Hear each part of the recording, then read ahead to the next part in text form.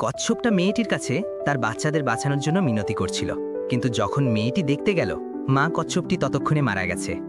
মন খারাপ করে মেয়েটি সেই ডিমটা বাড়ি নিয়ে এসে ফোটানোর সিদ্ধান্ত নিল, কিন্তু অপ্রত্যাশিতভাবে বাচ্চা কচ্ছপটার মাথায় একটা বিশাল ফোড়া ছিল। সময় মতো চিকিৎসা না করালে ওর জীবন বিপদে পড়তে পারত। একজন পশু চিকিৎসকের সাহায্যে ছোট্ট কচ্ছপটা বেঁচে গেল। তারপর থেকে সে মেয়েটিকেই তার মা ভাবতে শুরু করে আর সব জায়গায় তাকে অনুসরণ করত। কিন্তু মেয়েটি বুঝতে পারল যে পায়ে হেঁটে তার সাথে তাল মেলানো কচ্ছপটার জন্য খুব কষ্টকর হয়ে যাচ্ছে। তাই তার মাথায় একটা দারুণ বুদ্ধি এলো। সে শুধু কচ্ছপটার জন্য একটা স্কেটবোর্ড বানিয়ে দিল। কচ্ছপটা তো বেজায় খুশি। প্রতিদিন সে তার স্কেটবোর্ডে চড়ে ঘুরে বেড়াতো, একটা বিড়ালের চেয়েও দ্রুত গতিতে। তবু ওর একা লাগতে পারে ভেবে মেয়েটি ওর জন্য একজন বান্ধবীও খুঁজে আনলো। কিন্তু সে যা কখনোই আশা করেনি তা হলো ওরা দুজন খুব তাড়াতাড়ি তাকে 100টারও বেশি কচ্ছপের ডিম উপহার দিল। আর সেই মুহূর্তে মেয়েটি কেঁদে ফেলল, কারণ আপনি এখনো লাইক বা সাবস্ক্রাইব করেননি।